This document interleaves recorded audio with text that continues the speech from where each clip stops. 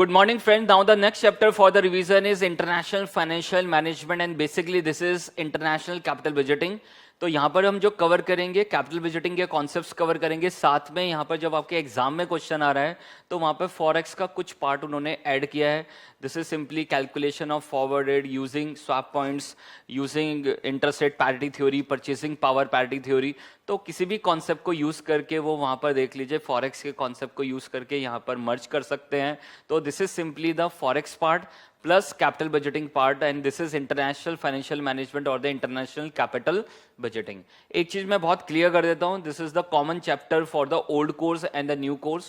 काफी लोगों की क्वेरीज थी कि सिर्फ ये न्यू कोर्स का पार्ट है या ओल्ड कोर्स का भी पार्ट है, तो मैं एकदम क्लियर कर देना चाहता हूँ दोनों के लिए रेलिवेंट है, दोनों के एग्जाम में वो वहां पर क्वेश्चन आ सकता है. And this is international capital budgeting और द इंटरनेशनल फाइनेंशियल मैनेजमेंट. तो सिंपल सबसे पहले व्हाट इज कैपिटल बजटिंग. तो कैपिटल बजटिंग में आपके पास जो इंपॉर्टेंट वर्ड है this is identifying and evaluating the capital projects. तो सबसे पहले हमें आइडेंटिफाई करना होता है जितने भी हमारे प्रपोजल्स हैं, जितने भी कैपिटल बजटिंग प्रोजेक्ट्स हैं, तो these are identifying and evaluating the long term proposals. याद रखना यहाँ पर जो भी हम डिस्कस करेंगे this is only the long term part. तो मर्जर एक्विजिशन में भी हमने वहाँ पर एनपीवी डिसीजन को यूज़ किया था. For calculation of cash flows वहाँ पर भी हम एनपीवी डिसीजन को यूज़ कर रहे हैं. तो एक चीज़ याद रखना, पूरे एसएफएम ने हमने एनपीवी डिसीजन को बहुत यूज़ किया है और वो ही यहाँ पर है आपके पास. This is your NPV decision. तो we have to identify and evaluating the long term proposals which will affect your future cash flows और द फ्यूचर अर्निंग्स. तो यहाँ पर जो भी आपके इन फीचर्स वाले प्रोजेक्ट्स होंगे तो शॉर्ट टर्म वाले यहाँ पर कवर नहीं होंगे. देख लीजिए, हम उन्हीं प्रोजेक्ट्स को यहाँ पर कंसिडर करेंगे जो आपके फ्यूचर कैश फ्लोज को क्या करेंगे, इंपैक्ट करेंगे. And this is your capital budgeting decision. तो we have different categories of capital budgeting projects. We have replacement projects to maintain the business, replacement projects for cost reduction, expansion projects, new product and the market development, and these are mandatory projects. So we have different types of capital budgeting projects, different categories. साथ में types हैं आपके पास. We have mutually exclusive. Mutually exclusive मतलब अगर एक project accept कर लिया तो दूसरा प्रोजेक्ट ऑटोमेटिकली क्या हो जाएगा, रिजेक्ट हो जाएगा. When acceptance of one proposal implies an automatic rejection of the other proposal.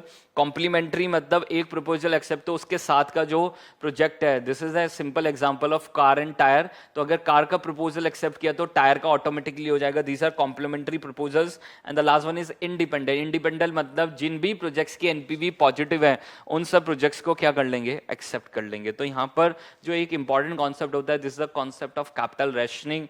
तो वो यहाँ पर हो सकता है बट वो बेसिकली पार्ट आपके न्यू कोर्स में नहीं है, वो ओल्ड कोर्स में है. ठीक है, तो न्यू कोर्स में specially they are only considering the forex plus capital budgeting part.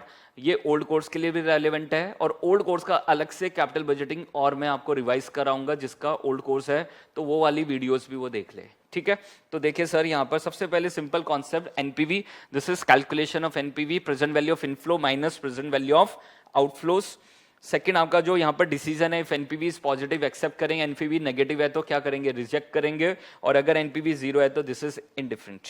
ठीक है, सेकेंड पॉइंट आपके पास क्या है, प्रॉफिटेबिलिटी इंडेक्स. प्रॉफिटेबिलिटी इंडेक्स क्या है, this is simply present value of inflows divide by present value of outflows और द इनिशियल इन्वेस्टमेंट. तो यहाँ पर आपके पास if P I is greater than 1 तो we should accept the project, and if P I is less than 1 we should reject the project. और P I अगर equal to 0 है तो हम क्या करेंगे, इनडिफरेंट करेंगे. पी आई कब यूज हो रहा है वहां पर आपके पास देख लीजिए, रैंकिंग करने के लिए हम किसको यूज कर रहे हैं, पी आई. इसी के साथ एक और कॉन्सेप्ट यूज होता है net P I. This is net P I. Net P I में we are using NPV upon present value of inflow, present value of outflow और द इनिशियल इन्वेस्टमेंट. ठीक है, साथ में आपके पास pay back period. Pay back period का क्या मतलब है, सिंपली जो आपकी इनिशियल इन्वेस्टमेंट है वो कितने टाइम में पे बैक हो रही है, and this is from the cash inflows. ठीक है, तो this is your pay back period. This is initial investment और the outflow divide by annual cash flows अगर आपके पास इक्वल कैश फ्लोज है. ठीक है, बट अगर अनइक्वल है तो वी आर यूजिंग, वहां पर देख लीजिए हम क्या करेंगे, क्यूमुलेटिव वाला अप्रोच यूज करेंगे. तो this is full year until recovery plus unrecovered cost divide by cash flows during the next year. तो हम क्या करेंगे, सबसे पहले कैश फ्लोज निकालेंगे, फिर क्यूमुलेटिव निकालेंगे, और फिर हम वहां पर क्या कैलकुलेट करेंगे, पे back period. But practically we are always using the discounted पे बैक पीरियड। तो सबसे पहले कैश इनफ्लोज का क्या करेंगे, डिस्काउंटिंग करेंगे, डिस्काउंटेड कैश फ्लो निकालेंगे, फिर क्यूमुलेटिव करेंगे, और फिर क्या निकालेंगे, डिस्काउंटेड पे बैक पीरियड। तो practically we are using the discounted पे बैक पीरियड। आयरर टेक्निक वो कई बार डिस्कस कर चुके हैं। It is discounted at which present value of inflow is equal to present value of outflows. तो वहां पर हम वो रेट निकालना चाहते हैं जहां पर inflows, present value of inflow किसके बराबर हो, present value of outflow. Most important concept है। हाउ टू कैलकुलेट, दो रेट गैस करेंगे, एक से पॉजिटिव एनपीवी, एक से नेगेटिव एनपीवी। अलग अलग चैप्टर में हमने अलग अलग मेथड यूज किए हैं टू गेसिंग अवर रेट्स। तो उस केस में यहां पर जो कैपिटल बजटिंग में वी आर यूजिंग द, देख लीजिए, फेक पे बैक पीरियड। हम क्या यूज करते हैं, फेक पे बैक पीरियड। तो simply we are using the initial investment divide by average cash inflows, average annual cash inflows, और उससे हमारे पास एक रेट आ जाएगा, देख लीजिए, एक पीरियड आ जाएगा। उस पीरियड को हम क्या करेंगे, एलोकेट करेंगे।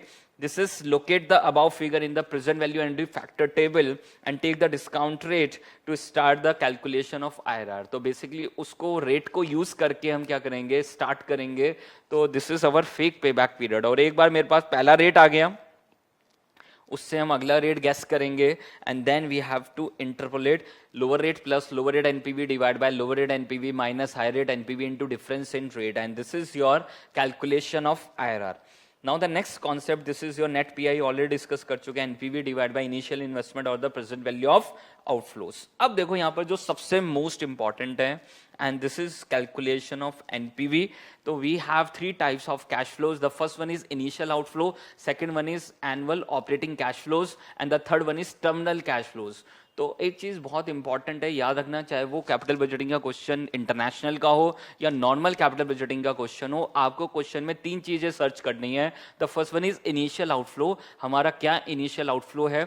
एनुअल ऑपरेटिंग कैश फ्लोज, हमारे हर साल के कितने कैश इनफ्लोज हैं वो हम कैलकुलेट करेंगे। And the third one is terminal cash flow, at the time of, देख लीजिए, जो भी एंडिंग पीरियड है, जो आपका ईयर एंड, आपका जो टोटल टाइम पीरियड एंड है, तो मान लो 5 इयर्स का प्रोजेक्ट है, तो this is at the end of 5th year, we should calculate the terminal cash flows. ठीक है, तो तीन चीजों पे हमें फोकस रखना है जब भी आपके पास एग्जाम में क्वेश्चन आए। तीन चीजें आपको सर्च करनी है क्वेश्चन के अंदर, और उसके बाद हम कैपिटल बजटिंग का कोई भी क्वेश्चन क्रैक कर सकते हैं। ठीक है, तो देखिए सर, यहाँ पर सबसे पहले we should start from the initial investment. याद रखना, इनिशियल इन्वेस्टमेंट मतलब कि आपने इनिशियली कितना इन्वेस्ट किया है। तो एक चीज बहुत इंपॉर्टेंट है for calculation of NPV, we should calculate from the long term prospective. What is long term prospective, कि जो भी लॉन्ग टर्म इन्वेस्टर्स हैं उनके पॉइंट ऑफ व्यू से ही हम कैलकुलेट कर रहे हैं, शॉर्ट टर्म का यहाँ पर कोई लेना देना नहीं है। ठीक है, तो यहाँ पर सिंपली इनिशियल इन्वेस्टमेंट हम दो तरह से कैलकुलेट कर सकते हैं। We are using the two method, the first one is from asset side and the second one is from liability side. Asset side से वहां पर we are using method number 1, fix assets plus investment in working capital. तो investment in fix assets plus investment in working capital. How to calculate investment in working capital, current assets minus current liabilities. तो आपके पास क्या निकल के आ जाएगा, this is your initial cash outflows, initial investment. दूसरा तरीका क्या है, लायबिलिटी साइड से। अब याद रखना, we should follow the concept of long term. हम long term investors point of view से ही कैलकुलेट करेंगे, और ये जो हमने कॉन्सेप्ट यूज किया हुआ है FCFF में भी यूज किया हुआ है, this is calculation of cash flows, free cash flows for the firm, उसी कॉन्सेप्ट को एग्जैक्टली यूज करेंगे। तो वहां पर हम सिर्फ जब इनिशियल इन्वेस्टमेंट निकालेंगे, अगर लायबिलिटी साइड से डेटा गिवन है, तो we are using the equity share capital plus reserve and surplus plus long term loans plus preference share capital. सिर्फ लॉन्ग टर्म वाला पार्ट लेंगे, शॉर्ट टर्म वाला पार्ट नहीं लेंगे। तो सिंपली देख लीजिए, बैलेंस शीट से अगर मैं इसको मैच करके आपको दिखाऊं, तो बैलेंस शीट में we are using fixed assets plus investment in working capital, current assets minus current liabilities. तो आपके पास क्या निकल के आ जाएगा, इनिशियल इन्वेस्टमेंट। अब लॉन्ग टर्म वाला ले लेंगे। लॉन्ग टर्म वाले कौन कौन से लोग हैं, equity share capital plus reserve and surplus, long term loans, preference share capital. तो this is how we can calculate the initial investment. तो यही मैंने लिखा हुआ है, this is your equity share capital plus debenture, long term loans, preference share capital, और याद रखना रिजर्व सरप्लस आएगा ही आएगा। या दूसरा cost of project, cost of project directly दे दिया कि cost of the project is 500 crore, तो 500 करोड़ क्या होगा, इनिशियल इन्वेस्टमेंट। या आपको वहां पर क्या दे दिया, fix assets plus investment in working capital. दूसरा पॉइंट यहां पर आपके पास क्या है, how to calculate the annual operating cash flows, and we are using the concept of long term perspective. Long term point of view से निकालेंगे without any distribution, किसी को कुछ डिस्ट्रीब्यूट नहीं करना है, लॉन्ग टर्म इन्वेस्टर्स को कुछ भी डिस्ट्रीब्यूट नहीं करना है। एंड द सिमिलर कॉन्सेप्ट हमने जो यूज किया था, this is for the calculation of FCFF free cash flow for the firm, exactly उसी को फॉलो करेंगे। तो how to calculate the project cash inflows और the annual operating cash inflows, ठीक है। तो simply sale price per unit minus variable cost per unit, this is contribution per unit, number of units, तो वहां पर आपके पास क्या निकल के आ जाएगा, total contribution minus fix cost, this is excluding depreciation, excluding depreciation. तो दिस इज योर EBITDA, समझ पा रहे हैं, टेक्निकली आपके पास क्या आ जाएगा, EBITDA earning before interest tax depreciation amortisation. अब इसमें से नॉन कैश चार्जेस माइनस करेंगे, this is your depreciation and amortisation. तो आपके पास क्या आएगा, EBIT में से क्या माइनस करोगे, टैक्स, तो क्या निकल के आएगा, NOPAT net operating profit after tax. और नॉन कैश आइटम है तो वापस देख लीजिए, डेप्रिसिएशन जो नॉन कैश आइटम, सिर्फ उसका रिलेवेंस क्या है, हमें उसकी सिर्फ टैक्स सेविंग को कंसिडर करना है। तो यहां से हमने लेस किया और वापस एड बैक कर देंगे, तो क्या निकल के आ जाएगा, CFAT cash flow after tax. याद आ जाएगा, याद रखना sir, this is cash flow after tax. याद आ गया पॉइंट जो हमने वहां पर डिस्कस किया था। दो पॉइंट हमने और वहां पर ऐड माइनस किए थे, minus investment in fix assets, investment in fix assets, उस साल अगर कोई फिक्स एसेट्स में कोई एक्स्ट्रा आपने इन्वेस्टमेंट किया है तो वो और माइनस करेंगे, minus investment in working capital, वो भी क्या करेंगे, माइनस करेंगे, या रिलीज ऑफ वर्किंग कैपिटल है तो वो क्या करेंगे, ऐड करेंगे। बट उस तरह की एडजस्टमेंट यहाँ कैपिटल बजटिंग में नहीं है, बट अगर है तो वहां पर भी हम करेंगे।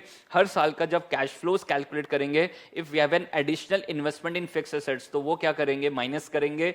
अगर additional investment in working capital है तो वो भी माइनस करेंगे, या रिलीज ऑफ वर्किंग कैपिटल है किसी पर्टिकुलर ईयर में तो वो क्या करेंगे, एड बैक करेंगे। तो this is how we can calculate the CFAT cash flow after tax, ठीक है। लास्ट में थर्ड पॉइंट आपके पास क्या आएगा, this is your terminal cash flows and how to calculate terminal cash flows. तो हमने फिक्स एसेट्स ली थी, अब लास्ट में उसमें कुछ पार्ट बचेगा, तो this is salvage value adjusted for tax. साथ में आपके पास वर्किंग कैपिटल जो हमने इन्फ्यूज किया तो एग्जैक्टली वो हमें वापस मिलेगी, and this is your release of working capital. तो दो मेन आइटम आपके पास आएंगे, this is salvage value adjusted for tax and the second one is this is your release of working capital, and this is at the end of the project life, ठीक है। तो आपके पास initial investment आ गया, annual operating cash flows आ गया, and this is your terminal cash flows, और उसको discount करेंगे, और किससे डिस्काउंट करेंगे, this is KO, this is cost of overall capital, ठीक है। तो आपके पास क्या निकल के आ जाएगा, NPV of the project, and this is from the overall company point of view. तो याद रखना, इंटरेस्ट माइनस नहीं होगा। इंटरेस्ट क्यों माइनस नहीं होगा, because we want to calculate the free cash flows available for the whole firm, this is from the long term perspective, तो interest minus नहीं होगा। What about the interest tax saving, जो interest tax saving हुई है उसका क्या हुआ sir, while calculating KO, तो आप KO कैसे निकालते हो, cost of equity, weight of equity, cost of dept, weight of डेप्ट, और कॉस्ट ऑफ डेप्ट क्या होता है, इंटरेस्ट नेट ऑफ टैक्स, और अगर इंटरेस्ट नेट ऑफ टैक्स है तो उसके अंदर ऑलरेडी टैक्स पार्ट हमने क्या कर लिया है, कंसिडर कर लिया है, तो हम वहां पर इंटरेस्ट टैक्स सेविंग को भी कंसिडर नहीं करेंगे while calculating the cash inflows, ठीक है। तो ये याद रखना है यहाँ पर concept.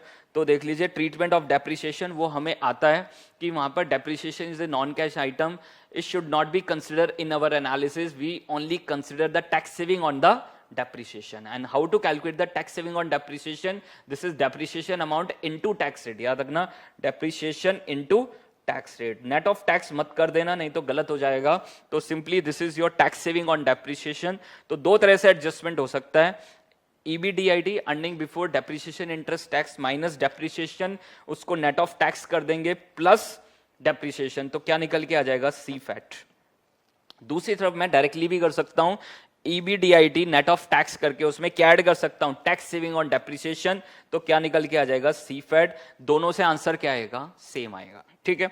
Now the next one is treatment of interest cost. मैं बता चुका हूं कि while calculating the free cash flow for the firm और the CFAT cash flow after tax और the net operating cash flows after tax, तो उस case में फाइनेंस कॉस्ट को कंसिडर नहीं करेंगे, because we want to calculate the free cash flows from the whole company point of view, from the long term investor point of view, without any distribution.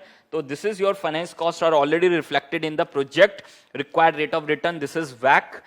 This shows that the interest on the long-term loans as well as the tax saving is already considered by the KO, वो मैं already discuss कर चुका हूं।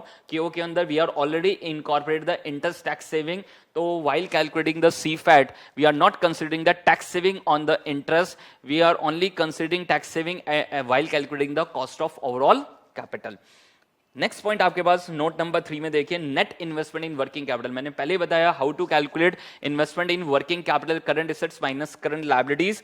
तो अगर मुझे particular year में calculate करनी है तो we should consider the change in non cash current assets minus change in non cash current liabilities. Non cash क्यों लिख रहा हूं कि वहां पर कैश एंड कैश इक्विवेलेंट्स को we are not considering, not pebbles.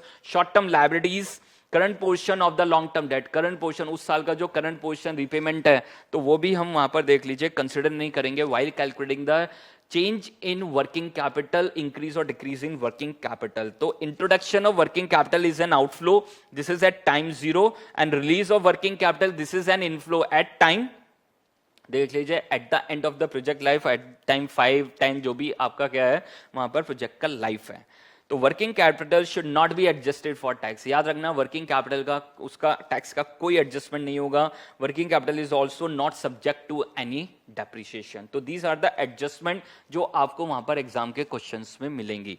साथ में आपके पास ट्रीटमेंट ऑफ टैक्स, अगर वहां पर देख लीजिए किसी भी पर्टिकुलर ईयर में we have a loss, if we have a loss in a particular year we have two adjustment, दो adjustment है। पहला है set off, what is set off कि मैं मान के चल रहा हूं कि मेरे अदर प्रॉफिटेबल बिजनेस है और कोई अदर प्रॉफिटेबल बिजनेस है तो उसके प्रॉफिट से इसके लॉस को क्या कर दूंगा, सेट ऑफ। बट क्वेश्चन में उससे रिलेटेड कोई इंफॉर्मेशन होगी तभी आप ये एजम्पशन लेंगे, अदरवाइज आप ये एजम्पशन नहीं लेंगे। तो simply if we assume that the firm has other profitable business, loss in a particular year generate the tax saving, तो we are considering the tax saving in that particular year.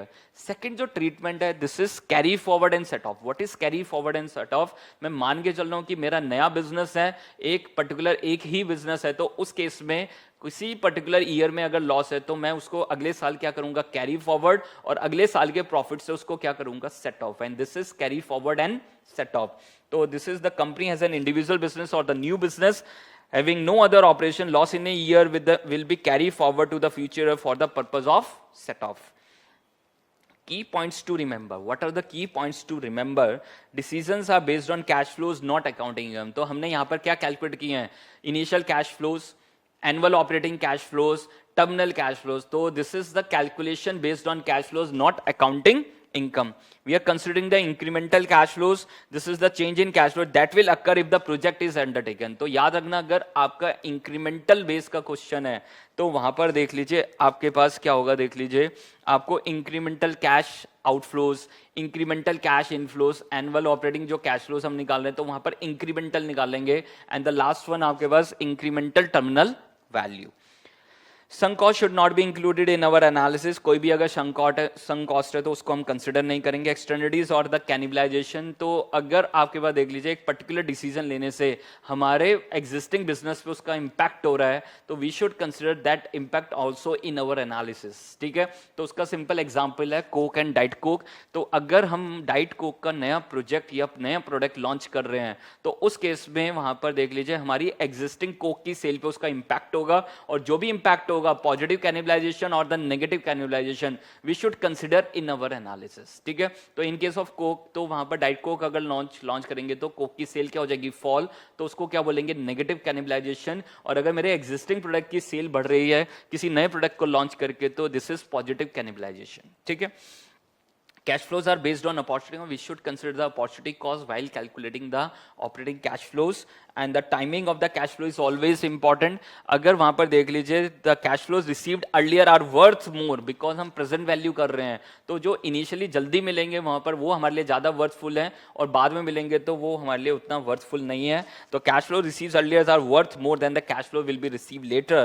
Cash flows are analyzed on an after tax basis. This is always calculated after tax cash flows. CFAT हम निकाल रहे हैं, cash flows after tax. अब देखिए next जो हमारा concept है this is your modified NPV and the modified IRR. तो पहले एक बार समझ लेते हैं इस पूरे कॉन्सेप्ट को। अभी तक हम एनपीवी निकाल रहे थे, एनपीवी कैसे कैलकुलेट कर रहे थे, we are simply taking the present value of all future inflows, present value of all future inflows minus initial investment. तो क्या निकल के आ रही थी, NPV, present value of all inflows minus initial investment. This is your NPV. This is simply your NPV. What is modified NPV? जितने भी हमारे इनफ्लोज हैं सबकी क्या निकालेंगे? Future value. सबकी क्या कैलकुलेट करेंगे? Future value. इस कॉन्सेप्ट को हमने यूज किया था बॉन्ड वैल्यूएशन में भी, तो वहां से भी आप चेक कर सकते हैं। रियलाइज यील्ड के हमने कॉन्सेप्ट में इस कॉन्सेप्ट को यूज किया था। तो देख लीजिए फ्यूचर वैल्यू की क्या करेंगे? Present value. तो this is present value of inflow minus initial investment. तो इसको क्या बोलेंगे? Modified NPV. इसको क्या बोलेंगे? Modified NPV. सिंपल पॉइंट है सर। तो एक तरीका क्या है, जितने भी फ्यूचर कैश फ्लोज है उनकी क्या करेंगे? देख लीजिए present value minus initial investment. तो क्या निकल के आएगा? एनपीवी। अगर मैं सबकी फ्यूचर वैल्यू निकाल के क्या करूंगा? Present value, this is present value of inflow minus initial investment, तो क्या निकल के आएगी? Modified NPV. दूसरा आपके पास आईआरआर। सबसे पहले सिंपल आईआरआर क्या था आपके पास? What is IRR?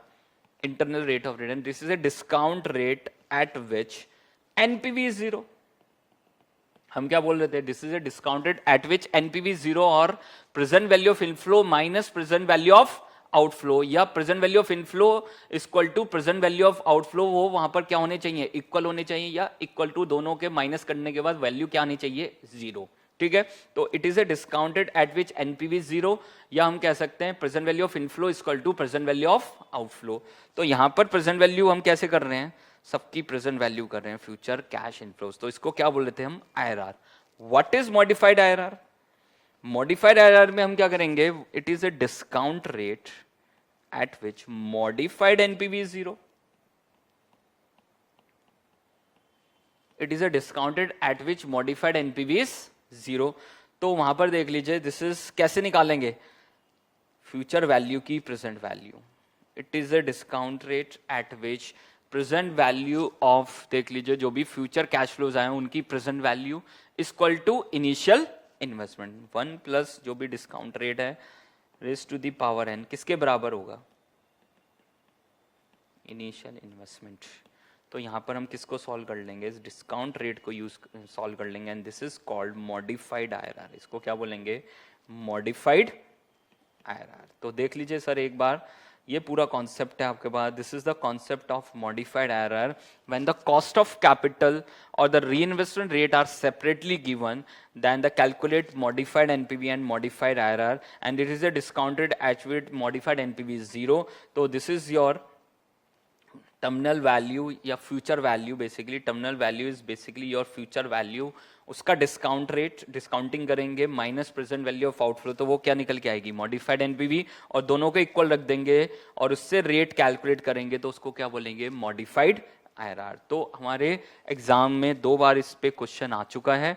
तो देख लीजिए आपके पास, this is the concept of modified NPV and modified IRR. Now the next adjustment is inflation under capital budgeting. Popular adjustment है, 8 to 10 मार्क्स का क्वेश्चन यहाँ से मोस्ट एक्सपेक्टेड है, and this is for November 19। November 19 में यहाँ से आपके पास question आना 100% चांस है कि वहां से क्वेश्चन आएगा। ठीक है, अब वो डायरेक्ट पूरा क्वेश्चन आए या वहां पर पूरा कॉन्सेप्ट चेक करें वो अलग बात है, बट यहाँ से क्वेश्चन आने की एक्सपेक्टेशन बहुत हाई है। तो देख लीजिए इन्फ्लेशन अंडर कैपिटल बजटिंग। तो inflation rate will affect the 3 things. The first one is cash flows, second one is discount rate, and the finally NPV. Cash flows आपके पास 2 तरह के होते हैं। We have 2 types of cash flows. We have real cash flows and we have nominal cash flows और the money cash flows. Real cash flows का मतलब क्या है? It excludes inflation, and nominal cash flow का क्या मतलब? It includes inflation. तो this is the conversion of real cash flows into the money cash flows and vice versa यहां पर एक इंपॉर्टेंट चीज आपको फॉलो करनी है, आपको पैरिटी फॉलो करनी है। अगर सब कुछ रियल है तो वहां पर देख लीजिए हम वहां पर एनपीवी कैलकुलेट कर पाएंगे। अगर सब कुछ नॉमिनल है तभी हम एनपीवी कैलकुलेट कर पाएंगे। तो अगर क्वेश्चन में आपके पास पैरिटी मेंटेन नहीं है तो उस केस में हम कन्वर्जन करेंगे। If we have real cash flows but discount rate वहां पर रियल नहीं है, नॉमिनल है, तो पहले हम पैरिटी वहां पर मेंटेन करेंगे और उसके बाद हम वहां पर देख लीजिए एनपीवी कैलकुलेट करेंगे। तो ये यहाँ पर आपको ध्यान रखना इंपॉर्टेंट कॉन्सेप्ट है। तो देख लीजिए we have money cash flows, मैंने अभी बताया कि वहां पर इन्फ्लेशन की एडजस्टमेंट है और रियल कैश फ्लोज वहां पर इन्फ्लेशन की एडजस्टमेंट नहीं है। तो money cash flows is equal to real cash flow 1 plus inflation raise to the power n, और the real cash flows is equal to money cash flows divide by 1 plus inflation raise to the power n। Second point आपके पास क्या है, discount rate, and we have two types of discount rate, real discount rate and the nominal discount rate. It excludes inflation, it includes inflation. तो ये आपके पास देख लीजिए, this is your real discount rate and the nominal discount rate, it exclude inflation, it includes inflation. अब मुझे conversion करना है, मुझे रियल से नॉमिनल पे जाना है, नॉमिनल से रियल पे जाना है, तो यहां पर we are using the Fisher's effect, ठीक है। तो वो हमने फॉरेक्स में भी डिस्कस किया था, Fisher's effect. What is Fisher's effect, 1 plus money rate is equal to 1 plus real rate into 1 plus inflation rate. तो बेसिक कॉन्सेप्ट क्या था, money rate is equal to real rate plus inflation rate, but हमेशा हम compounded model use करेंगे, and the compounded model is 1 plus money rate is equal to 1 plus real rate into 1 plus inflation rate. Finally NPV, तो parity maintain करना है, real cash flows है, real discounted होना चाहिए तब एनपीवी निकालेंगे, money cash flows है, money discounted होना चाहिए तब एनपीवी निकालेंगे। तो एनपीवी और द प्रेजेंट वैल्यू में either be calculated by discounting the real cash flows with the real discount rate and by discounting the money cash flows with the money discount rate, we should follow the parity. Answer in both the case will be the same, दोनों से answer क्या आएगा, same आएगा। Depreciation is not affected, तो एक adjustment है, एक बार exam में क्वेश्चन भी आ चुका है, इंपॉर्टेंट एडजस्टमेंट है। डेप्रिसिएशन पे कोई भी इन्फ्लेशन का इंपैक्ट नहीं होगा, because depreciation is calculating on the base value, जो बेस वैल्यू है उससे कैलकुलेट करते हैं। This is your book value of the asset, not the market value. तो depreciation is not affected by the inflation rate, as depreciation is charge on the book value of the asset, not the market value. Now the next concept sir, next important concept है, और इस बार अभी मे के exam में भी इसको उन्होंने test किया है, and this is the concept of overall beta, asset beta, project beta and the firm beta. तो एक बार यहाँ पर ये दो सिचुएशन हम समझ लेते हैं, और उसके बाद इस कॉन्सेप्ट में कुछ नहीं है, बड़ा सिंपल कॉन्सेप्ट है सर, ध्यान से देखिए sir. Situation 1, balance sheet, 100% equity firm. अगर 100% इक्विटी फर्म है तो यहां पर सिर्फ क्या आएगा, इक्विटी, मान लो 1000। अब मैंने 1000 रुपीज ले लिया इक्विटी से, अब मैं लगाऊंगा कहां पर, डिफरेंट एसेट्स में। We have land and building, plant and machinery, furnitures and fixtures, stock, cash and bank, 1000। This is your balance sheet in case of 100% equity firm. तो ध्यान से देखना सर, रिस्क ऑफ इक्विटी किसके बराबर होगा, risk of assets. Risk of equity किसके बराबर होगा, रिस्क ऑफ एसेट, और यहां पर रिस्क कैलकुलेट करने के लिए वी आर यूजिंग बीटा, तो बीटा इक्विटी किसके बराबर होगा, beta assets equal to beta overall. This is the conclusion, most important conclusion है for the 100% equity firm. Beta equity is equal to beta assets equal to beta overall. If beta equity is 1.5 तो beta assets भी कितना होगा, 1.5, and beta overall भी क्या होगा, 1.5, and this is the first conclusion. याद रखना, ये कंक्लूजन पता होंगे तभी इस कॉन्सेप्ट को सही से अप्लाई कर पाओगे, ठीक है। तो सबसे पहले हमने डिस्कस किया, this is for 100% equity firm. अगर 100% इक्विटी फर्म है तो उस केस में beta equity, beta assets, beta overall सब कुछ क्या रहेगा, सेम रहेगा। तो इस फर्म को क्या बोलते हैं, this is your unlevered firm. इसको क्या बोलेंगे, अनलीवर्ड फर्म। तो beta unlevered, beta equity, beta assets, beta overall सब कुछ क्या रहेगा, सेम रहेगा in case of 100% equity firm. Now the second point, this is equity plus डेब्ट फर्म। ध्यान से देखना sir, balance sheet, we have equity plus डेब्ट फर्म्स। तो यहां पर इक्विटी आ गई प्लस डेब्ट आ गया, 600, 400, टोटल कितना आपके पास, 1000। अब ध्यान से सुनना मेरा पॉइंट, एसेट्स तो क्या रहेंगी, सेम ही रहेंगी सर। ऐसा तो नहीं है कि आपने वहां पर डेब्ट प्लस इक्विटी ले लिया तो आप कोई पर्टिकुलर एसेट नहीं परचेज करेंगे, एसेट्स तो वही सेम रहेंगी, बस आप वहां पर सोर्स ऑफ कैपिटल क्या कर रहे हैं, चेंज कर रहे हैं। वही लैंड एंड बिल्डिंग, वही प्लांट एंड मशीनरी, वही furnitures and fixtures, stock and cash and bank and again the total is 1000। तो इसका मतलब आप पैसा कहीं से भी लें, देख लीजिए, your assets will remain same. आपकी एसेट्स क्या रहेंगी? सेम रहेंगी। Your operating profit will remain same. याद रखना, आपका ऑपरेटिंग प्रॉफिट हमेशा क्या रहेगा? सेम रहेगा। वेदर आप 100% इक्विटी करें या वहां पर डेट प्लस इक्विटी करें, whether you are a levered firm और एन अनलीवर्ड फर्म, आप लीवर्ड फर्म हो या अनलीवर्ड फर्म हो, total assets will remain same. याद रखना, आपकी टोटल एसेट्स क्या रहेंगी? सेम रहेंगी। Your operating profit will remain same. तो ध्यान से देखना sir concept, beta equity plus देख लीजिए बीटा डेप्ट किसके बराबर रहेगा? या हम इसको ऐसे लिख सकते हैं, total risk of equity plus डेप्ट is equal to total risk of assets. Total risk of equity plus डेप्ट किसके बराबर रहेगा? Total risk of asset. और रिस्क को कैलकुलेट करने के लिए we are using the beta. अब वहां पर देखना पड़ेगा इक्विटी का कितना प्रोपोर्शन और डेप्ट का कितना प्रोपोर्शन है। तो beta equity into proportion of equity plus beta dept into proportion of dept, proportion of dept, dept upon equity plus डेप्ट। तो किसके बराबर रहेगा? Beta of assets. तो एसेट्स हमेशा क्या रहेंगी? सेम रहेंगी, weather it is a levered firm और अनलीवर्ड फर्म। तो इसका फाइनल कंक्लूजन क्या निकला? Beta overall. बीटा ओवरऑल देख लीजिए क्या रहेगा? Same, whether it is a levered firm और unlevered firm equal to beta of levered firm equal to beta of unlevered firm. ठीक है, तो दिस इज द कंक्लूजन। यहां पर ये बहुत इंपॉर्टेंट कंक्लूजन है कि यहां पर देख लीजिए, with the change in capital structure, याद रखना, with the change in capital structure beta equity और beta debt may change with the change in capital structure, but और beta assets, beta overall, beta of levered firm, beta of unlevered will remain same। ठीक है, तो ये दो main conclusions हैं जो आपको फॉलो करने इस पूरे कॉन्सेप्ट में, और तभी आप वहां पर आगे मूव कर पाएंगे। तो एक बार देख लीजिए, this is your overall beta, asset beta, firm beta and the project beta, सबका मतलब एक ही है, सिर्फ आपको समझना है। तो this is for 100% equity firm, unlevered firm, beta equity equal to beta assets equal to beta overall, डेप्ट plus equity firm, and this is a levered firm, beta of levered firm equal to beta of unlevered firm, beta overall और beta assets क्या रहेंगे? Same रहेंगे। क्या change होगा? With the change in capital structure, beta equity और beta डेप्ट। तो ध्यान से देखना कंक्लूजन्स क्या है। Overall beta of the companies belonging to the same sector और the industry always remain the same. तो this is the assumption taken by the MM. तो this is the model given by the MM, और उन्होंने कहा कि overall beta हमेशा क्या रहेगा? सेम रहेगा। हम मानेंगे कि एक पर्टिकुलर सेक्टर में वो बीटा, ओवरऑल बीटा क्या रहेगा? सेम। इक्विटी बीटा और डेप्ट बीटा में change with the change in the capital structure. Overall beta of the project can't be change with the change in the capital structure of a particular company. तो overall beta हमेशा क्या रहेगा? Same रहेगा। According to MM the change in capital structure doesn't change the overall beta. Capital structure के change होने से overall beta change नहीं होगा। अब यहां पर एक छोटी सी एडजस्टमेंट है, जो हमारा फाइनल मॉडल था। फाइनल मॉडल हमारा क्या था?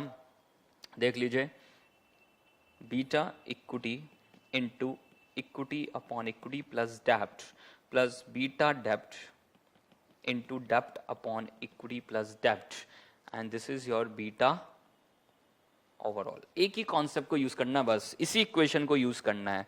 अब यहां पर दो एडजस्टमेंट है। पहली एडजस्टमेंट वो कह रहे हैं कि डेप्ट इज एज्यूम टू बी, देख लीजिए, द बीटा डेप्ट इज जीरो, बिकॉज हम क्या मान के चल रहे हैं? डेप्ट is assume to be risk free. डेप्ट आपके पास क्या है? रिस्क फ्री है, और रिस्क फ्री है तो उसका बीटा क्या होगा? जीरो होगा। तो ये पूरा पार्ट आपका क्या हो जाएगा? जीरो। दूसरा पॉइंट वो क्या कह रहे हैं, देख लीजिए, कि वहां पर देख लीजिए डेप्ट, वहां पर क्या है? This is it generate tax savings. तो डेप्ट को क्या लेंगे? Net of tax. डेप्ट को क्या लेंगे? Net of tax. तो फाइनल मॉडल मेरे पास क्या आ गया? देख लीजिए, beta equity into equity upon equity plus डेप्ट net of tax plus beta डेप्ट, और उसको हम क्या मान रहे हैं? जीरो।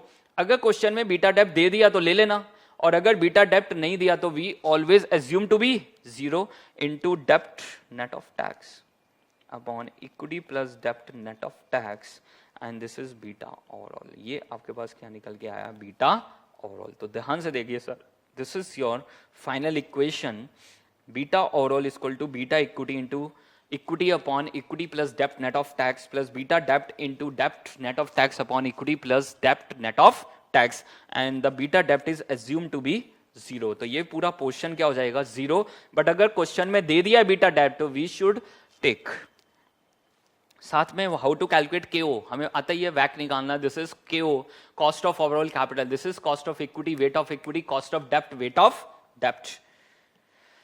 एक और पॉइंट है डायरेक्टली हम कैलकुलेट कर सकते हैं, KO is equal to risk free plus beta overall RM minus RF, हम उसको यूज कर सकते हैं।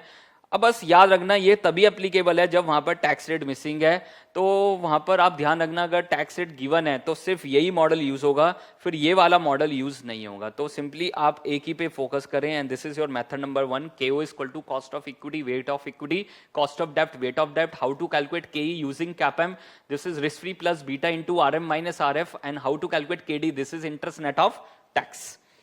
If interest rate is not given it is assume to B, this is equal to, देख लीजिए, it is assume to be equal to risk free rate. अगर question में interest rate नहीं है तो this is assume to be risk free rate.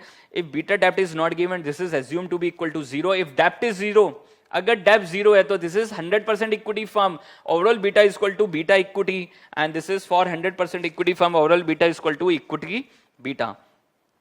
तो अब यहां पर क्या कॉन्सेप्ट है एक बार वो समझ लेते हैं, 1 मिनट में आपको पूरा समझ में आ जाएगा सर। तो ध्यान से देखिए sir, what is the concept behind. Reliance है सर, रिलायंस आपके पास देख लीजिए किस बिजनेस में काम कर रहा था, this is in the refinery business. वो किस में था, रिफाइनरी बिजनेस में था, ऑलरेडी लिस्टेड कंपनी था और उसका मेरे पास बीटा इक्विटी अवेलेबल था मार्केट में। But this is for the refinery business, petrochemical business देख लीजिए। बट अब रिलायंस डाइवर्सिफिकेशन करना चाहते हैं, this is in the telecom sector. कहां जाना चाहता है, टेलीकॉम सेक्टर में। और अगर वो टेलीकॉम सेक्टर में जाना चाहता है तो उस केस में वहां पर वो उस प्रोजेक्ट की क्या निकालेगा, एनपीवी। और एनपीवी निकालने के लिए वो क्या करेगा, present value of inflow minus initial investment, यही करेगा सर। और प्रेजेंट वैल्यू निकालने के लिए वो क्या करेगा सर, आपके पास देख लीजिए, उसको क्या चाहिए, discount rate, and the discount rate is केओ। हाउ टू कैलकुलेट केओ, cost of equity, weight of equity, cost of dept, weight of डेप्ट। और केई कैसे निकालेगा sir, risk free plus beta equity RM minus RF. तो ध्यान से देखना सर, अब उसको बीटा इक्विटी चाहिए, क्या वो रिलायंस का बीटा इक्विटी यूज कर सकता है सर। ऑलरेडी जो रिफाइनरी बिजनेस चल रहा है क्या उसका बीटा इक्विटी यूज कर सकता है सर, नहीं कर सकता है सर, बिकॉज वो कौन से बिजनेस का है, रिफाइनरी बिजनेस का है। उसको तो किस बिजनेस का चाहिए, टेलीकॉम सेक्टर का, बट वो तो अभी उसकी कोई एग्जिस्टेंस नहीं थी, तो वो कहां जाएगा सर, कंपैरेबल पे। और वो उसने किसको ढूंढा, एयरटेल। एयरटेल का स्पेसिफिक बिजनेस है, देख लीजिए टेलीकॉम सेक्टर में वो काम कर रहे हैं एयरटेल। तो एयरटेल ऑलरेडी लिस्टेड कंपनी है सर। अब ध्यान से समझना सर ये पॉइंट, एयरटेल आपके पास लिस्टेड कंपनी है, उसका मेरे पास बीटा इक्विटी अवेलेबल होगा, साथ में मेरे पास उसका कैपिटल स्ट्रक्चर अवेलेबल होगा। What is capital structure, dept equity ratio, dept financing ratio मुझे पता होगा, मेरे पास बीटा इक्विटी है एयरटेल का, मेरे पास कैपिटल स्ट्रक्चर है एयरटेल का।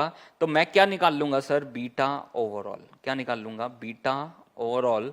And this is the beta overall, this is for telecom sector, किसका निकाल लूंगा, telecom sector. And this is the assumption of the MM, आपका ओवरऑल बीटा क्या रहेगा, सेम रहेगा फॉर ए पर्टिकुलर सेक्टर। तो we have beta equity and this is capital structure of Airtel, और उससे मैं क्या निकाल लूंगा, beta overall for the telecom sector.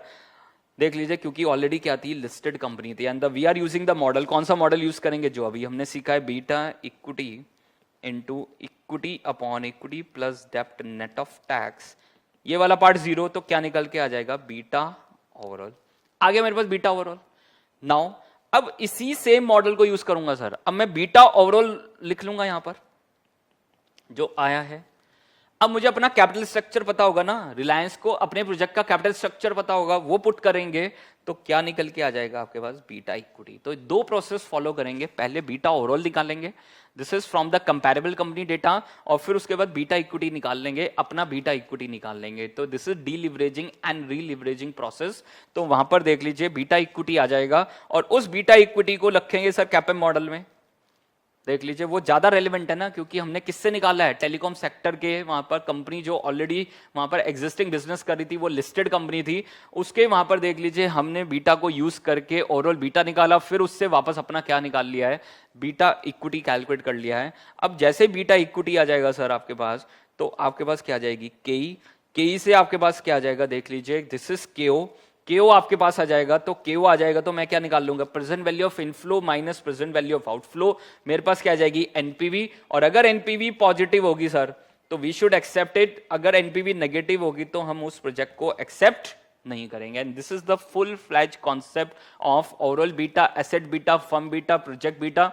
कैसा भी क्वेश्चन हो आपको ये ढूंढना है, सबसे पहले एग्जाम में आपको देखना है क्वेश्चन में कंपैरेबल कंपनी का डेटा ढूंढना है, उससे क्या निकालना है, वही सेम मॉडल को यूज करके ओवरऑल बीटा निकालना है। एक बार ओवरऑल बीटा आ गया पर्टिकुलर सेक्टर का, तो उस ओवरऑल बीटा को यूज करके अपना क्या निकाल लेना है, बीटा इक्विटी। कैसे निकालोगे, overall beta, capital structure of किसकी लोगे, अपनी लोगे, और क्या निकल के आ जाएगा, beta equity. This is more relevant ना, देख लीजिए ये आपके पास क्या मोर रेलिवेंट है किसी भी प्रोजेक्ट का इवैल्यूएशन करने के लिए, if you are in the diversified business. समझ पा रहे हैं किस में जा रहे हैं, डाइवर्सिफाइड बिजनेस में जा रहे हैं। तो this is the full fledge concept of overall beta, asset beta, firm beta and the project beta.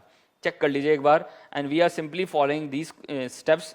जरूरत नहीं है, मैंने आपको सिंपली बता दिया, एस्टिमेट द प्रोजेक्ट बीटा, पूरे प्रोजेक्ट देख लीजिए, putting the value of beta computed in the capital to arrive the cost of equity, and this is cost of debt and the WACC। तो यहाँ पर देख लीजिए हम जो प्रोजेक्ट बीटा निकालेंगे या अपना इक्विटी बीटा निकालेंगे, उससे फिर हम केई, केओ और वहां पर प्रोजेक्ट एनपीवी कैलकुलेट कर लेंगे। And this is the full fledge concept. अब यहाँ पर एक छोटी सी और एडजस्टमेंट है, अब कंपैरेबल कंपनी एयरटेल ना देके आपको आइडिया भी दे दिया, टाटा भी दे दिया, तो we have 3 comparable companies data. तो उस केस में मेरे पास इसका बीटा इक्विटी होगा, इनका कैपिटल डेप्ट इक्विटी रेशियो होगा सबका, तो मैं क्या निकालूंगा, सबसे क्या निकाल लूंगा, ओवरऑल बीटा, सबसे क्या निकाल लूंगा, ओवरऑल बीटा। और इन तीनों को यूज करके क्या निकाल लूंगा, सिंपल एवरेज करके क्या निकाल लूंगा, average overall beta of the telecom sector. और फिर उस ओवरऑल बीटा से अपने कैपिटल स्ट्रक्चर को यूज करके क्या निकालूंगा, अपना बीटा इक्विटी, एंड देन केई, केओ and NPV. And this is the final concept, देख लीजिए, this is your international financial management.